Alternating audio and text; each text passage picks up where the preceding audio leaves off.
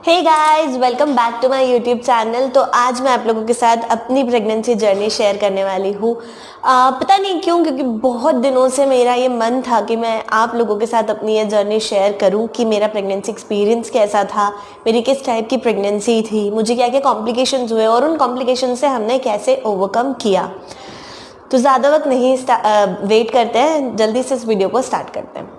तो सबसे पहले मेरी जो लास्ट पीरियड डेट थी वो थी नवंबर 15, 2018।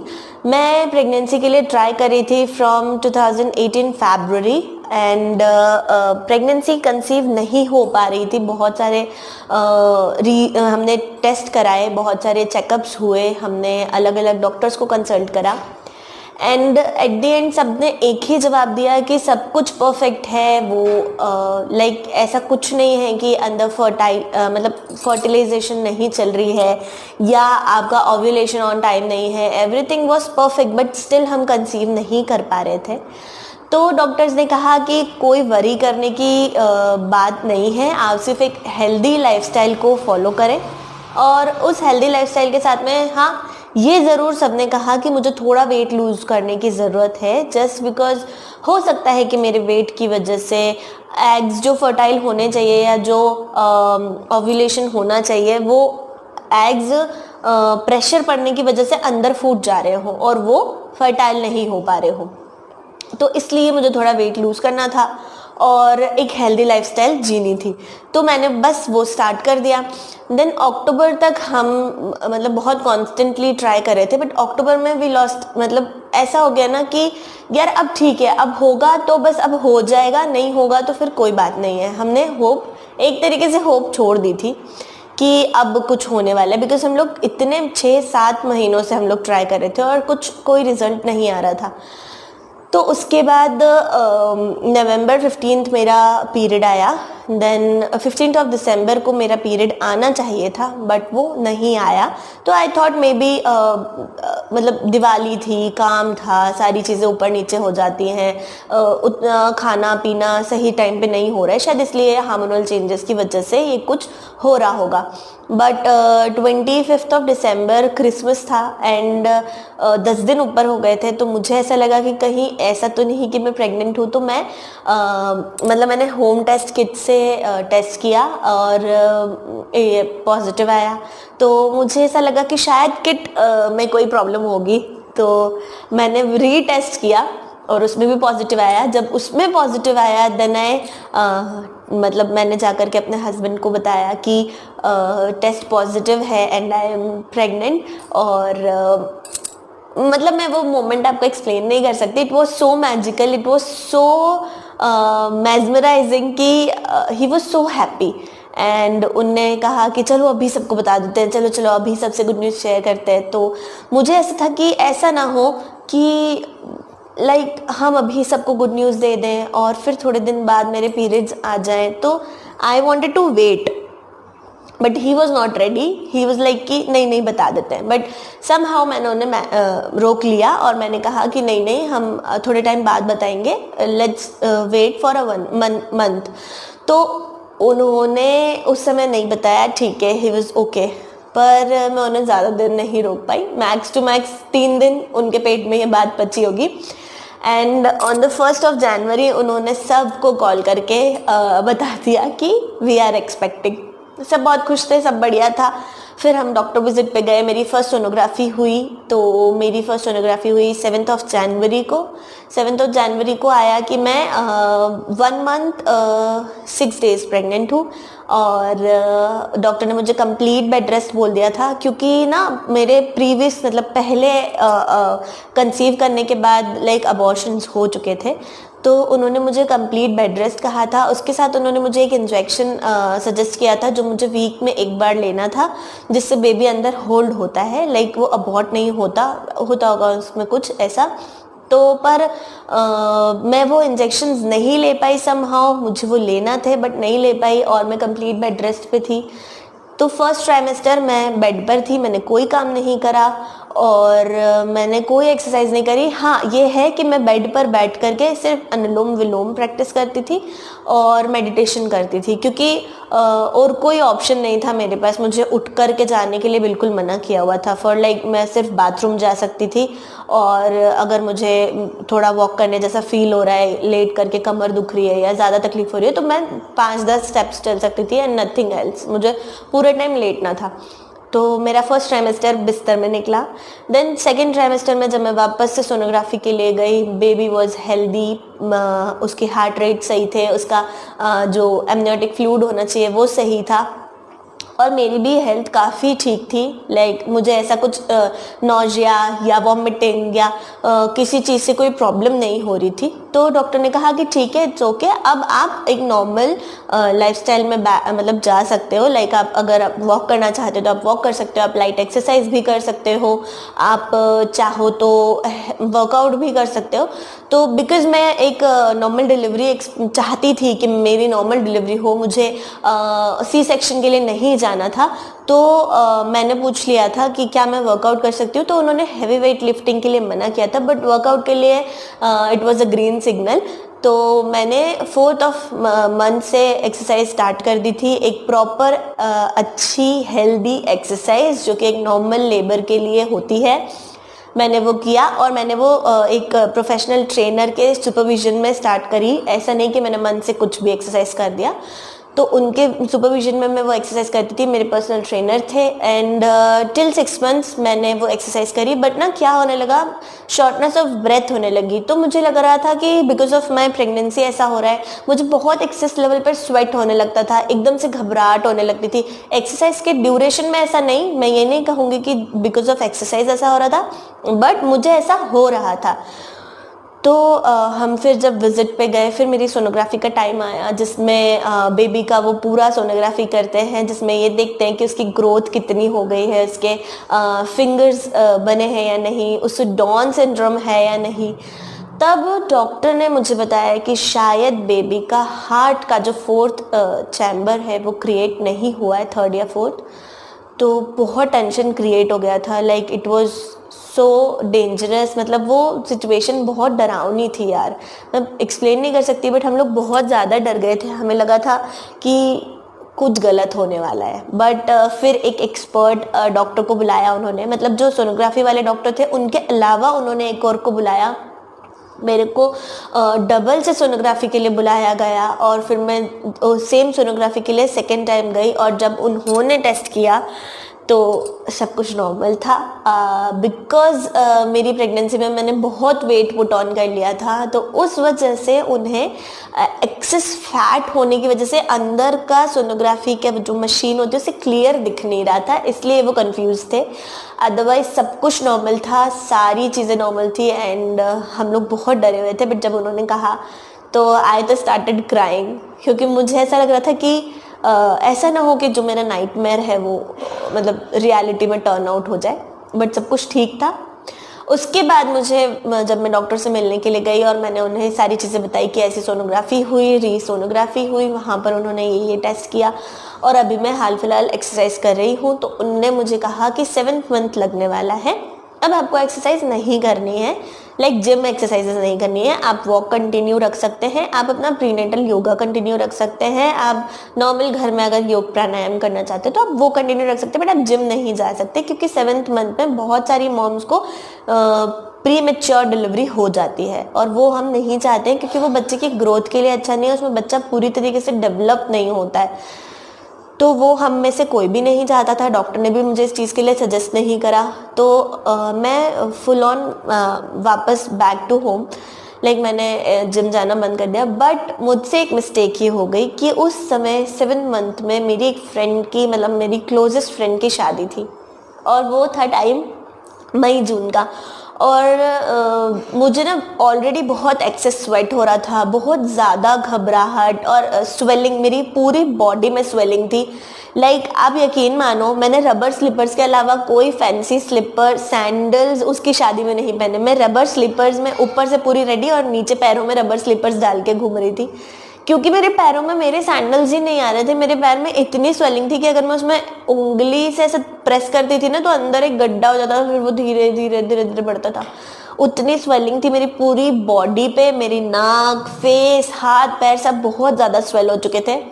बट फिर भी अब बेस्ट फ्रेंड की शादी थी, क्लोजेस्ट फ्रेंड की शादी थी, तो जाना था, तो मैं चली गई। अब वहाँ क्या हुआ कि आपको भले ही उन्होंने बहुत कंफर्टेबल स्पेस दिया हो, होटल में आपका पर्सनल रूम हो, एसी ऑन हो, पर आप ना रूम में नहीं रह सकते यार, उसकी शादी है, आपको हल्दी फंक्शन अटेंड करना है, आपको डांस करना है, आपको हर चीज़ करनी है। तो वो सब इंजॉयमेंट में मैं लगी रही। ऑल्दो मैंने मेरी डाइट का बहुत ध्यान रखा, मैंने हर चीज़ का ध्यान रखा, बट बहुत गर्मी होने की वजह से मेरी बॉडी में डिहाइड्रेशन हो गया और मुझे एक्सेस घबराहट, मतलब मुझे इतनी तकलीफ होने लगी। हमें उसके जिस दिन फेरे थे उसी दिन हमें हॉस्पिटल जाना पड़ा। और हॉस्पिटल जा कर के जब मेरे टेस्ट हुए, जब मेरा ब्लड टेस्ट हुआ, ब्लड प्रेशर का टेस्ट किया गया, तो मेरा ब्लड प्रेशर आया 146, 140, 150 अराउंड। और इतने ब्लड प्रेशर में मैम ने जैसे ही मेरा बीपी देखा, मुझे तुरंत आईसीयू में एडमिट किया गया, क्योंकि इतना बीपी जब किसी का बढ़ जाता है तो उस मॉम को झटके आ सकते हैं, लाइक उसके दिमाग पे असर पड़ता है, उसका बीपी इतना ज़्यादा हाई होता है तो। और बच्चे के ब्रेन में भी क्लॉटिंग्स हो सकते हैं, बच्चे को भी कोई मेंटल डिसऑर्डर हो सकता है आफ्टर डिलीवरी। तो तुरंत मुझे आईसीयू में एडमिट किया गया और मैम ने घर वालों को इन्फॉर्म करा कि अगर इसका बीपी कंट्रोल नहीं होता है तो हमें इमीडिएट ऑपरेट करके बेबी बाहर निकालना पड़ेगा, अदरवाइज बेबी को भी खतरा है और इसको भी खतरा है। तो घर में बहुत टेंशन हो गई और सब लोग बहुत ज़्यादा मतलब डर गए थे कि अगर ऐसा करना पड़ा तो फिर क्या होगा, क्योंकि प्रीमेच्योर डिलीवरी बहुत सारे केसेस में सेफ़ नहीं होती है। और मुझे मतलब हमें किसी को भी प्रीमेच्योर डिलीवरी नहीं चाहिए थी, हमें बेबी हेल्दी और फुल्ली लाइक अपना वूम के अंदर टाइम कंप्लीट करके आए, अपने आप आए, वही चाहिए था, एक नॉर्मल डिलीवरी चाहिए थी। तो हम लोगों ने ट्रीटमेंट स्टार्ट करा, मुझे हॉस्पिटल में अराउंड 2 दिन के लिए रखा, मुझे बहुत सारे बॉटल्स चढ़े, इंजेक्शन लगे अलग अलग तरह की, ताकि मेरा ब्लड प्रेशर कंट्रोल हो पाए। एंड फाइनली वो एक नॉर्मल नंबर पे आ गया, जब डॉक्टर ने कहा कि अब हमें इसे ऑपरेट करने की ज़रूरत नहीं पड़ेगी, हम इसे नॉर्मल डिस्चार्ज दे सकते हैं। बट हाँ, अब से ये है कि इसे एक्स्ट्रा ध्यान रखना पड़ेगा खुद के ब्लड प्रेशर का, इसे अपना ब्लड प्रेशर मॉनिटर करना पड़ेगा। तो फिर हम घर आ गए, हमने मेरा ब्लड प्रेशर मॉनिटर करना स्टार्ट कर दिया, मेरा सॉल्ट एकदम कम कर दिया। मुझे टाटा सॉल्ट जो लाइट होता है वो खाने का रेकमेंड किया कि अगर आप नमक के बिना खाना नहीं खा पा रहे हैं तो आप टाटा सॉल्ट लाइट डाल करके थोड़ा उससे खा सकते हैं, वो ब्लड प्रेशर वालों के लिए होता है। अच्छा, मुझे प्रेगनेंसी से पहले ब्लड प्रेशर की कोई बीमारी नहीं थी, ऐसा कुछ नहीं था कि मेरा बीपी हाई होता हो। हाँ, 1-2 बार ऐसा हुआ है कि काफ़ी देर तक भूखे रहने की वजह से बीपी लो हुआ है, बट हाई कभी नहीं हुआ। बट ड्यूरिंग प्रेगनेंसी बहुत सारी मॉम्स का बीपी हाई हो जाता है। अगर जिनका भी होता है वो प्लीज़ अपने बॉडी के टेम्परेचर का काफ़ी ध्यान रखें। बहुत ज़्यादा गर्म एरिया में जाने से आपका बीपी हाई हो सकता है और नमक ज़्यादा खाने से भी बीपी हाई हो सकता है, इसलिए नमक एकदम कम। उसके बाद से मेरे ब्लड प्रेशर से रिलेटेड मेडिसिन स्टार्ट कर दिए, लाइक मेरे ब्लड को पतला रखने की एक मेडिसिन होती है वो दी, उसके अलावा बीपी कंट्रोल करने की एक मेडिसिन थी वो दी, मेरे विटामिन उसके साथ कंटिन्यू चल रहे थे। ऐसे इस कंडीशन में लाइक मेरा बीपी बहुत हाई होने की वजह से मुझे फिर से बेड रेस्ट पे जाना पड़ा, बट मुझे योगा अलाउड था, तो मैंने प्रीनेटल योगा घर में ही स्टार्ट कर दिया, क्योंकि अगर बॉडी आप बिल्कुल मूव नहीं करोगे तो नॉर्मल डिलीवरी में बहुत ज़्यादा दिक्कत आती है। तो इसलिए डॉक्टर्स भी रेकमेंड करते हैं कि आप अपनी बॉडी को काफ़ी वर्किंग रखो, एक हेल्दी डाइट लो, हेल्दी एक्सरसाइज करो, जिससे बेबी को कोई प्रॉब्लम ना हो। तो मैंने प्रीनेटल योगा और वॉक स्टार्ट करा और फिर मेरा 3rd ट्राइमेस्टर इसी तरह से ब्लड प्रेशर को नापते हुए निकल गया। फिर एट दी एंड बारिश का सीज़न आ गया और मेरी डेट भी पास आने लगी, पर तभी मुझे खांसी हो गई, खांसी, सर्दी और फीवर। फिर मैं डॉक्टर के पास गई और फिर डॉक्टर ने चेक करके बोला कि हम आपको खांसी या सर्दी की या फीवर की कोई भी मेडिसिन प्रिस्क्राइब नहीं कर सकते, क्योंकि वो सब बच्चे पे इफ़ेक्ट करेगा। तो आपकी जो दवाइयाँ चल रही अब वही करिए, और अगर आपको ऐसा लगता है कि आप घरेलू उपचार या घर की कोई चीज़ों से अपनी खांसी को कंट्रोल कर सकते हैं तो आप वो कीजिए। तो फिर घर पर आकर मैंने हल्दी का दूध स्टार्ट कर दिया, लौंग खाना स्टार्ट कर दिया, लाइक मैं लौंग पूरे टाइम अपने मुंह में रखती थी। तो उससे थोड़ा कंट्रोल हुआ, बट पूरी तरीके से मेरी खांसी क्योर नहीं हुई, क्योंकि मुझे ना खांसी का ये प्रॉब्लम है कि अगर मुझे एक बार खांसी हो जाती है तो फिर वो एक हफ्ते में ख़त्म नहीं होती, फॉर लाइक वो चलेगी 1 हफ्ता, 1.5 हफ्ता, 2 भी हफ्ते हो सकते हैं, थोड़ा थोड़ा थोड़ा थोड़ा मेरा चलते जाएगा। बट प्रेगनेंसी थी तो मुझे ज़्यादा मतलब लंबा खिंच गया वो, और कोई दवाइयाँ भी नहीं ले पाई मैं, तो और लंबी हो गई। मेरी डिलीवरी डेट आ गई 23 अगस्त मेरी डिलीवरी डेट थी। तो उस दिन था जन्माष्टमी, सब लोगों ने नाश्ता वगैरह किया, मैं नहाई, पूजा करा, मेरा व्रत था तो मैंने साबूदाने की खिचड़ी खाई। और फिर मॉम ने कहा कि अब आप थोड़ी देर लेट जाओ, क्योंकि बहुत देर से लाइक पूजा करना, नहाना, बहुत ज़्यादा बॉडी मूव हो चुकी है, तो अब लेट जाओ, योग भी कर लिया तुमने।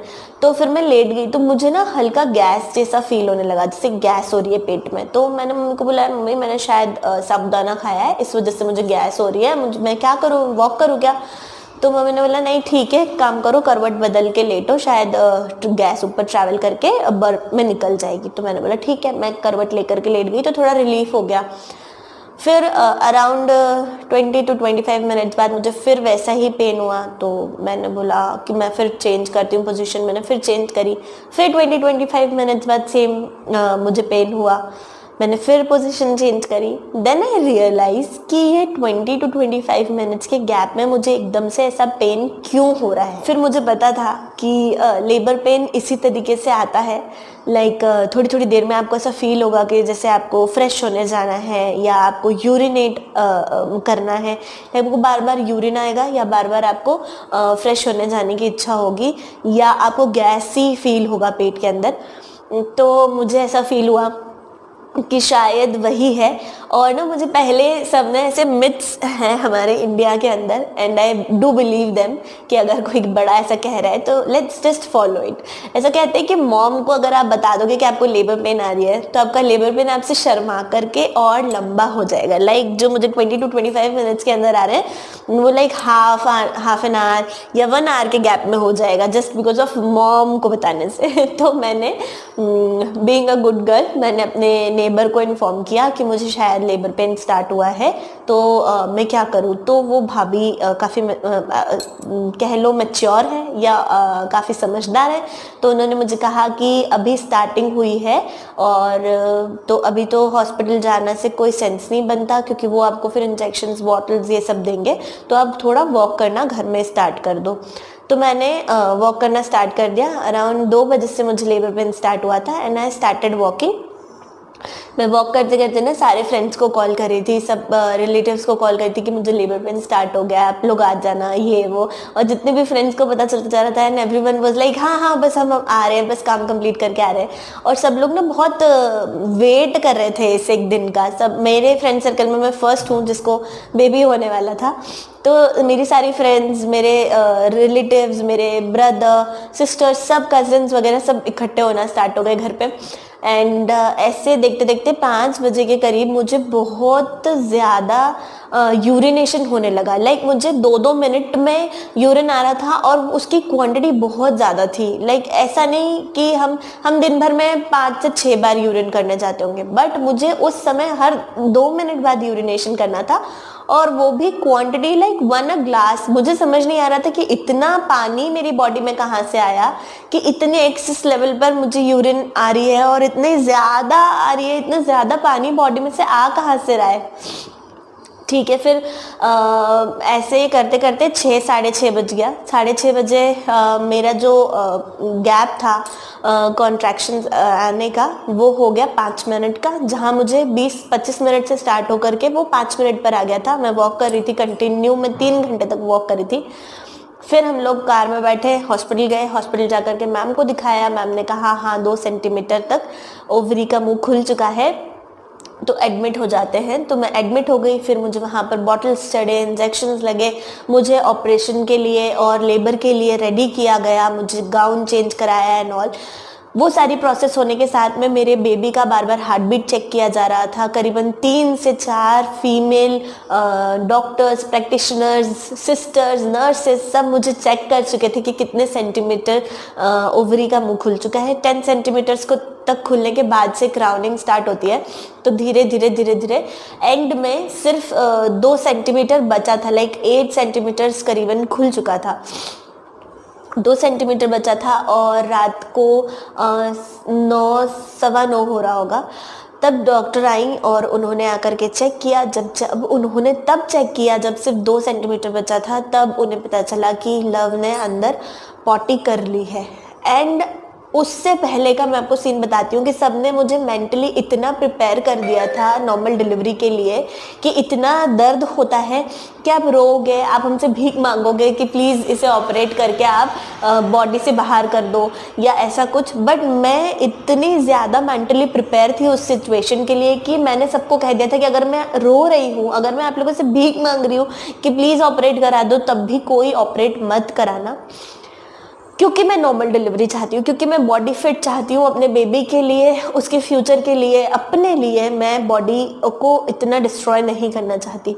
तो मैं इसीलिए इतनी एक्सरसाइज, जिम, योग, प्राणायाम, प्रीनेटल योगा सब कुछ इसीलिए करी थी ताकि एक नॉर्मल हेल्दी डिलीवरी मेरी हो और मैं जल्दी रिकवर कर सकूँ, मैं जल्दी बच्चे के साथ टाइम स्पेंड कर सकूँ। बट अनफॉर्चुनेटली जब सिर्फ 2 सेंटीमीटर बचा था, तब डॉक्टर ने आकर के कहा कि बेबी ने अंदर पॉटी कर ली है और अगर अभी बेबी को हमने बॉडी से अलग नहीं किया तो उसके ब्रेन पे, उसके मेंटल स्टेटस पे भी इफ़ेक्ट पड़ सकता है। हो सकता है बच्चा अबनॉर्मलिटीज़ में चले जाएगा, माँ की जान को भी खतरा हो सकता है।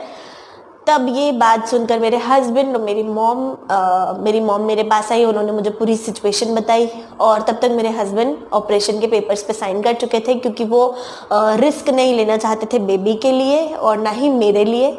तो ही वॉज लाइक कि अब ठीक है, कुछ ऑप्शन ही नहीं बचा। तब तक मॉम मुझे बता चुकी थी कि ऐसा ऐसा डॉक्टर ने कहा, तो मैं भी अंदर ओके थी कि अगर ऐसी सिचुएशन है, कोई भी एबनॉर्मलिटी हम बच्चे में क्यों ही चाहेंगे, जस्ट फॉर आवर बॉडी सेक।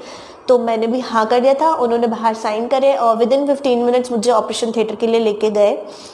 मुझे ऑपरेशन थिएटर वाले गाउन में चेंज कराया। मैं ऑपरेशन थिएटर में गई, वहाँ मुझे बैकबोन में एक इंजेक्शन लगा जिससे मेरी बॉडी को सुन्न किया गया। मैं होश में थी, मुझे पूरी तरीके से बेहोश नहीं किया था, सिर्फ बॉडी को सुन्न कर दिया था ताकि मुझे ऑपरेशन फील ना हो। मुझसे डॉक्टर बात कर रही थी एंड आई स्टार्टेड शिवरिंग उस डर से, क्योंकि मैं नहीं चाहती थी कि सी सेक्शन हो और समहाउ इट वाज हैपनिंग। और सीरियसली जो मेरा नाइटमेयर था, पूरे 9 महीने जो मैंने चीज़ सोची थी कि ये नहीं होना चाहिए और वही हो रहा था, तो मैं शिवर कर रही थी। अब ऑपरेशन थिएटर में कैसा होता है कि जो स्ट्रेचर होती है ना, उसमें आपके दोनों हाथों पे एक पे तो बॉटल चढ़ रहा होता है और एक पे आपको वो क्लिप्स लगा देते हैं हार्ट बीट्स और पल्स रेट के लिए। तो दोनों हाथ मेरे इंगेज थे, but still I was shivering like कि मेरी पूरी बॉडी शिवर कर रही थी। तो डॉक्टर ने नर्स को कहा कि इनको आप ऊपर से पकड़ो। तो एक नर्स मेरे मुंह के ऊपर से आकर के मेरी बॉडी को ऐसे होल्ड करी हुई थी कि मैं हिलूं ना। उसके बाद मतलब उस एक मोमेंट के उस पॉइंट के बाद से अराउंड 10-15 मिनट्स बाद मैंने लव की आवाज़ सुन ली थी। एंड मैंने मतलब क्यूरियोसिटी में तुरंत पूछा कि मुझे क्या हुआ है, एंड मैम सेड कि you had a boy. And फिर मैंने सेकंड क्वेश्चन पूछा वो कितने किलो का है, तो मैम ने कहा कि वो 3.3 kgs 530 किलोग्राम्स का है और अब आप चिंता मत करो, सो जाओ। तो मैंने बोला मैम कितनी बज रही है? तो बोले बेटा हमने सब नोट कर लिया है, आप आराम करो, सो जाओ, हम आपके घर वालों को सब बताएंगे, कार्ड पे सब लिखा हुआ आएगा। और उसके बाद से मैं एकदम ब्लैकआउट हो गई थी, क्योंकि मुझे फिर उन्होंने क्या पता नींद का इंजेक्शन लगाया था, क्या करा था, but I was all blacked out. और फिर उसके बाद लव को 10-10 पे मेरे घर वालों को दिखा दिया था। बट उसके बाद उसके कुछ शायद टीका लगता है बच्चों को, और भी बहुत सारे प्रोसेस होते हैं, उनके चेकअप होता है आई साइट का, हियरिंग और बोलने वगैरह का। तो उसके लिए उसे ले गए थे। मुझे ऑपरेशन थिएटर से 12-12:30 बजे बाहर निकाला गया, क्योंकि नॉर्मल डिलीवरी में क्या होता है, अंदर से बच्चे की पानी की थैली और सारी चीज़ें, एम्बिकल कॉर्ड वगैरह अपने आप बाहर आ जाता है। बट ऑपरेशन में उन्हें निकालना पड़ता है, क्लीन करना पड़ता है अंदर सब, और उसके बाद स्टिचेस लगते हैं, सारी चीज़ें। तो मुझे अराउंड 2 घंटे बाद निकाला गया था। उसके बाद मुझे 2 हैवी इंजेक्शन लगे जिससे मुझे नींद आ जाए, but it was so painful कि मुझे अराउंड 3:30 तक कोई नींद नहीं आई रात में। 3:30 बजे फिर से नर्स आई चेक करने के लिए कि क्या मैं सो रही हूँ, क्या मुझे तब उन्होंने मुझे देखा कि स्टिल इन पेन, मुझे फिर भी नींद नहीं आ रही है, तब उन्होंने मुझे फिर एक इंजेक्शन दिया और उसके बाद मुझे नींद आ गई और फिर मैं सो गई। एंड 2 दिन बाद मेरा कैथेटर और सारी चीज़ें निकाली गई, जो भी मशीन्स लगे हुए थे, और 3rd डे मुझे कहा गया कि आप ट्राई करो कि आप फ्रेश होने जा पाओ। अगर आपको नेचुरली तरीके से फ्रेश नहीं हो पा रहे हो तो आप हमें इन्फॉर्म करना। तो मुझे नहीं जाने को हुआ क्योंकि कुछ खाया नहीं था, पेट भी एकदम खाली था। जो थोड़ा बहुत 1-2 बिस्किट या ऐसा कुछ दे रहे थे, थोड़ा पानी दे रहे थे, उससे कोई मतलब ऐसा आपको फ्रेश होने जाने की इच्छा नहीं होती है। तो फिर मुझे एनिमा लगाया गया और स्टूल सॉफ्टनर दिया गया। उसके बाद मैं फ़्रेश होने के लिए गई, फिर उन्हें इन्फॉर्म किया कि हाँ मैं फ़्रेश हो चुकी हूँ। तब उन्होंने मुझे on the 5th day discharge दिया और फिर हम घर आ गए। एंड 5th डे के बाद से मेरे कुछ मेडिसिन बंद कर दिए और कुछ मेडिसिन चालू थे। ऑन द 10th डे मेरे स्टिचेस चेक कराने के लिए मेरा विजिट था डॉक्टर को, और सेम डे लव का जो नेवल था वो भी निकल गया था। जब मैं स्टिचेस चेक कराने के लिए गई तब स्टिचेस एकदम परफेक्टली फाइन थे और वो ऑटोमेटिक डिज़ोल्व होने वाले स्टिचेस थे, तो उन्हें काटना नहीं पड़ा। और अभी जो नए स्टिपल्स वाले स्टिचेस आते हैं ना, वैसे स्टिचेस थे। एंड मेरे स्टिचेस निकलने तक हमने लव के नेवल निकलने तक हमने लव को बाथ नहीं दिया था, हम सिर्फ उसे स्पॉन्ज बाथ देते थे। और मेरे स्टिचेस निकलने से 1 दिन पहले मैं बाथ ले चुकी थी। उससे पहले स्टार्टिंग के 5 दिन में हॉस्पिटल में थी, 2-3 दिन में मैंने घर पे स्पॉन्ज बाथ लिया था और कपड़े चेंज किए थे, just to keep the hygienic. उसके बाद जब स्टिचेस परफेक्ट हो गए, डॉक्टर ने कहा अब उसमें पानी लगने से कोई प्रॉब्लम नहीं है। तो 10th डे आकर के मैंने प्रॉपर बाथ लिया और उसके बाद से हमने लव का प्रॉपर बाथ और मसाज स्टार्ट कर दी थी।